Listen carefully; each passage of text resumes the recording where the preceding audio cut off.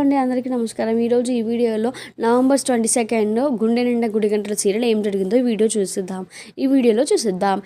చింటూని గుండెలకు హత్తుకున్న రోహిణి, బయటపడ్డ తల్లి ప్రేమ. నేటి కథనంలో పండుగ పూట పెద్ద కోడలు మొదటిగా పిండి వంటలు మొదలు పెట్టడం. నువ్వే వేయాలమ్మా అని అడుగుపోతుంది రోహిణి ప్రభావతి. అమ్మో నా వల్ల కాదు అంటుంది రోహిణి. అయితే ప్రభావతి నువ్వు మొదలుపెట్టు చాలు అంటూ వంటగదిని తీసుకొని వెళ్తుంది. అయితే అప్పుడే రోహిణితో గాళ్ళు వేయించే డ్యూటీ సుశీల ఆడుకుంటుంది. ఇలా వెయ్యి, అలా వెయ్యి అంటూ రోహిణికి చుక్కలు చూపిస్తుంది.